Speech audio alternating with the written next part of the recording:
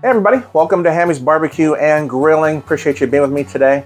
Today I am going to prepare pork spare ribs on the Weber kettle. So let's go ahead and take a look. So this here, I bought a pack of 3 racks of ribs. This is a pork spare rib.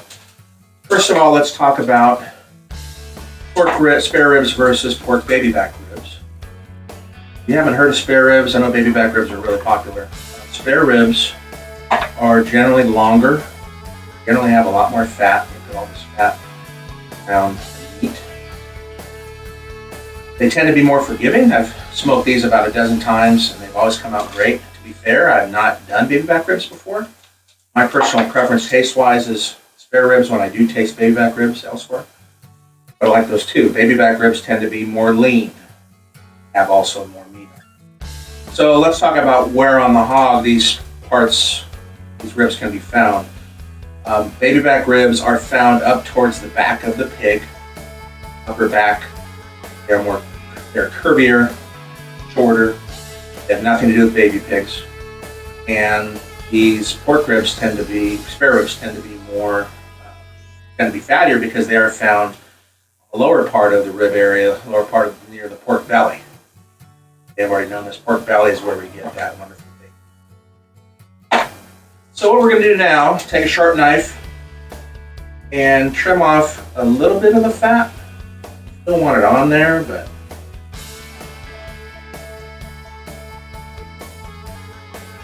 trim off a little bit of the fat. Anything that hangs over this.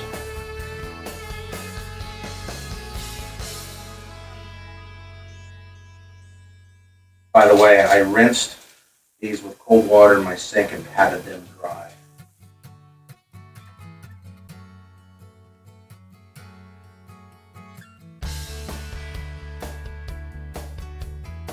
These are considered, like I said, a St. Louis cut.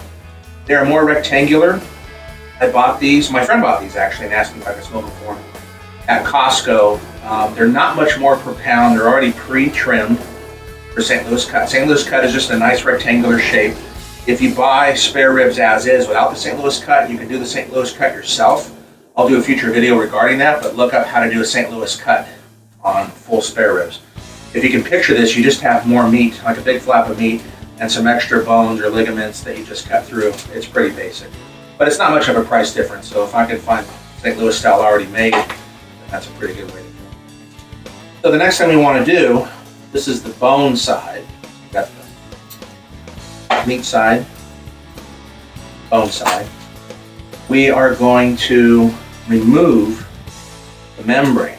There's debate out there if the membrane needs to be removed. I have found if I haven't been able to get it all off, it's not a big deal, but it can make your meat a little chewy and interfere sometimes with the rub. What you want to do is take a butter knife or a basic kitchen knife, not a steak knife, and with the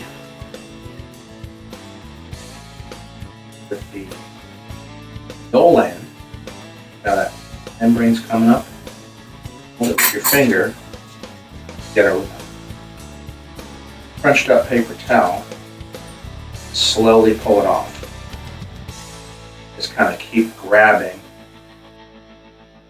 the towel. A lot of practice. I've done this a dozen times. Depending on the rib, it can be pretty tricky. So if you don't do it, you're first. There we go.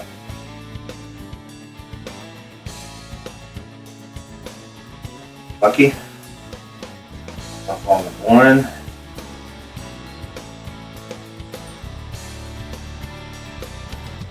Side.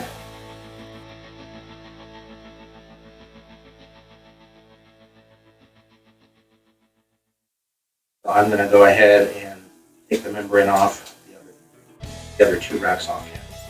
Next thing we're going to do is apply a binder. This will help the rub stick to the meat better. We're going to use peanut oil. Here in Southern California, Orange County, Greater Los Angeles, where I live, peanut oil, I was surprised, is kind of hard to find, but I found it at Stater Brothers Market, also found it at Vaughn's. Woods. Pour some on. Get it on the sides. If you have never tasted peanut oil before, you may have without realizing it. Ever been to Chick-fil-A? They cook their chicken, famous chicken sandwich chicken. Pressure cookers use peanut oil. I hear peanut oil is really big in the South, so I like it. Probably is. All right.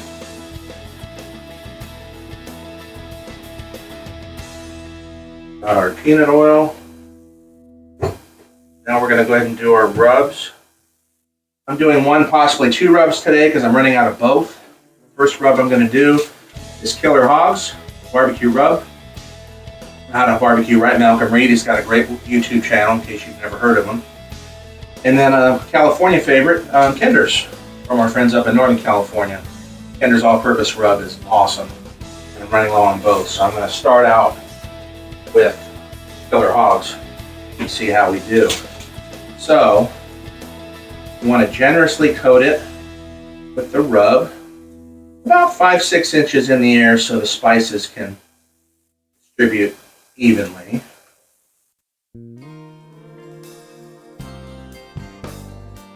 Get the sides.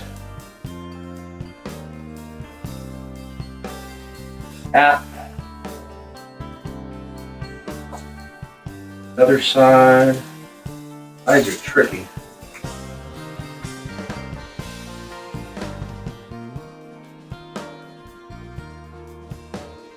Head. Other side.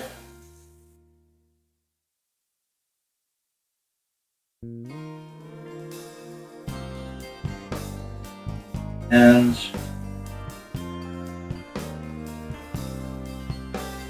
Add a pat.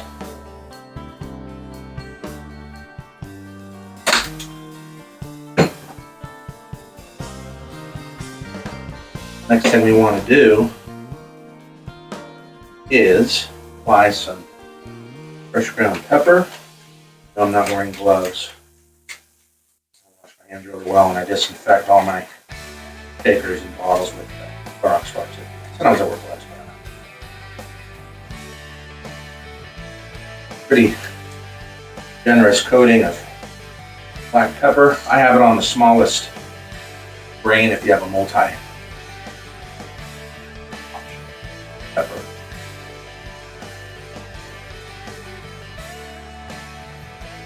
Hard to get the sides pepper fresh. I tend to put some on the board and have it like so.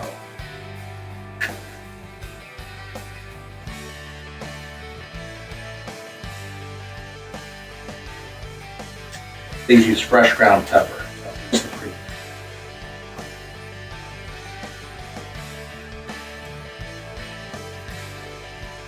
And or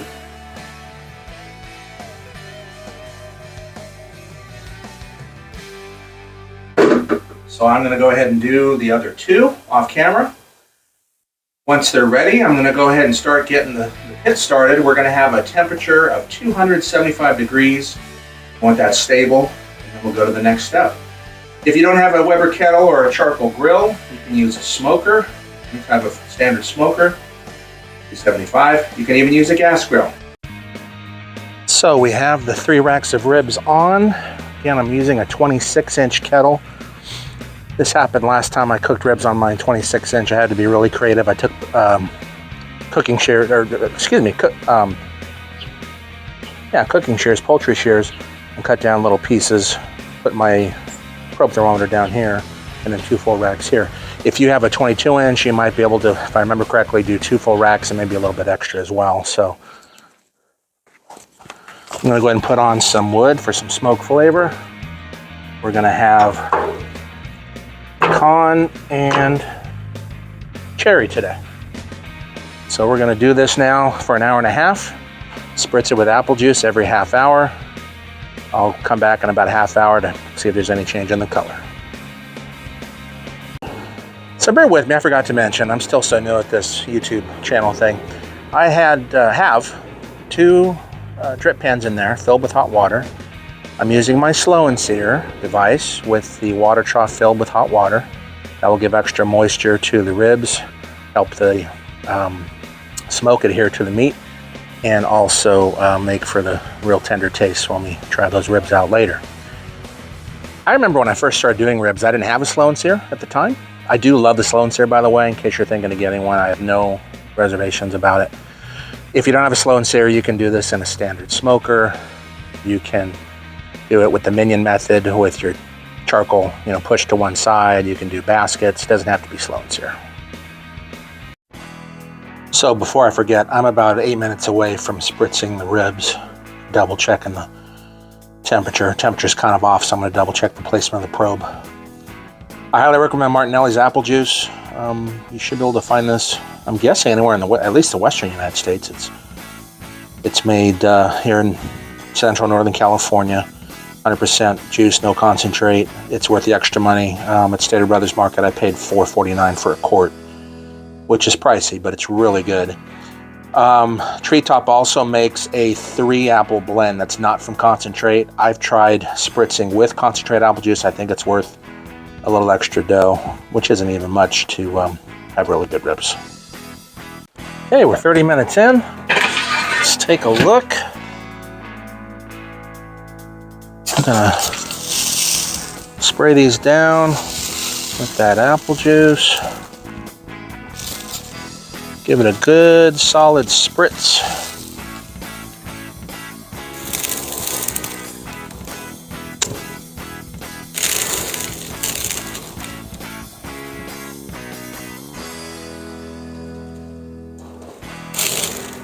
Water level still fine in the slow and sear and the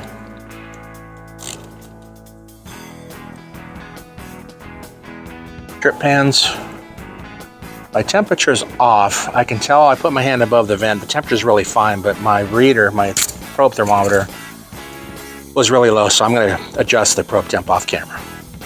We'll come back in 30 minutes. So we are an hour in. It's our second half-hour interval. Ouch, they're looking good. Gonna give them another spritz. Gonna move this guy over a little bit. He's getting a little dark there. Move this guy over. And a little dark's okay. We definitely want our bark.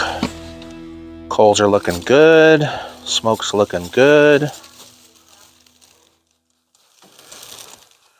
So we're gonna get our spritz on here. Get them nice and spritzed. I was able to adjust the temperature. Turns out that my temperature probe fell down towards the bottom of the grill and dropped quite a bit. It was reading 160 instead of the 275, 280 that I was looking for. So we'll check in another half hour. I had an issue with my mic, so I had to open this up again. So I basically set up 2 layers of aluminum foil, heavy duty aluminum foil, on top of each other. Just imagine this without the wrinkles. I'm basically doing it again. We're gonna wrap one, and I may have given myself a little too much foil, but that's okay. Just make sure it's tightly wrapped. So now we have one on top of another for the double wrap. I find you're better having a little too much than not enough. And make sure it's heavy duty aluminum foil, and make sure you do it twice. This right here is a cutting board with aluminum on it, aluminum foil. That's just to keep the cutting board clean, that's all. So I'm going to do this with the rest of the ribs. So I got all the ribs double wrapped in heavy duty aluminum foil. As you can see from my first part of the cook, I had those little ones that didn't really fit, so I wrapped those separately. 2 full racks, and then a 3rd rack divided by 3. I probably didn't need to add more briquettes, but I did just in case. I'm semi-new to the slow and sear, and I'd hate to have to add stuff later, so I may have a bunch of extra briquettes at the end, but that's fine. So You don't need to add any more wood, any more chunks, because they're wrapped up. They won't absorb any smoke. And you don't need to add any water to the trough of the slow and sear or your drip pans, because they won't really absorb any steam. You will get steam from the apple juice inside the foil. So we're gonna do this for about an hour and a half, and then I'll be back. All right, so that's another hour and a half on the grill, wrapped, double wrapped in aluminum foil, heavy duty aluminum foil. I just went ahead and pulled the pulled ribs. Make sure you use a heat resistant glove. And I have it on foil because my mother has a very old card table made of vinyl, so it's mainly to protect the table. When you do remove these from the grill, make sure you remove them slowly, because this one, you may or may not be able to see, it had some juices come out of it. So what we're going to do is open up the foil, let the steam escape for about 4 minutes, and then we'll let it cool off for a little bit, and I'll show you what it looks like on the cutting board. Lots of steam. Hope you can see it. But look at all that juice. You want to be careful pulling it off the grill.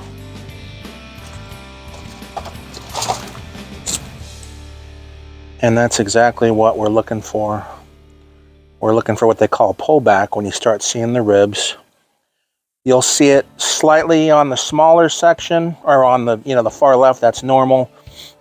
And then on the other side here, it's about a thumb's length maybe. I don't know how many inches or quarter inches that would be, but it's about a thumb's length. And that so far so good. So we're gonna let this cool off for 4 minutes. I'll pause for a moment, and then we'll get it on the cutting board and do a taste test. Another important note, it's still cooling off, or still letting steam escape. Not that I'm going to use my thermometer, because it's hard to really gauge the temperature in between. There's not a whole lot of meat, like if you had a roast or a steak, but you want to just kind of poke it a little bit, and it should feel like a hot knife through butter, or as somebody told me on a Facebook YouTube video, like a toothpick going through peanut butter. So far so good. We'll take a look in a few minutes. Okay, so we pulled all the racks. Some are still in foil. I let one cool off after that initial 4-minute steam off period. Haven't tried them yet, but they're looking pretty good. Nice smoke ring. I've seen better smoke rings. I've seen worse smoke rings. I'm pretty pleased. By looking at them, they look to be probably the moistest ribs I've ever made. We'll go ahead and do the taste test. Of course, my humble assistant, my mother's dog, Peggy Sue, is ready for her share as well. So let me go ahead and set this up for the taste test. So let's go ahead and do our taste test. You're definitely feeling pretty moist. Hope you can see that.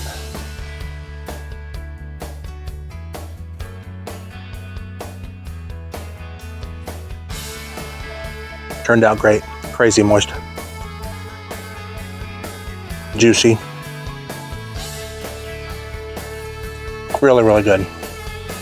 So in conclusion, speaking of ribs, I don't know if you knew this, I didn't know this for years. There's a famous pit master named Meathead. I think his name is Meathead Goldwyn. That's his nickname, Meathead. He's a real master, has several books, lots of videos, and he has said you don't want, quote unquote, fall off the bone ribs. You want them to tug just a little bit. You might have 1 or 2 strays that fall off as you cut them, but so far I'm pretty pleased with the results. I want to thank you for being with me today. If you like what you saw today, please give me a like or a comment. Above all, if you can subscribe and tell your friends and set up notifications, and we'll get a video out to you real soon. Have a great day wherever you are. This is Hammy from Hammy's Barbecue and Grilling, signing off. See you next time.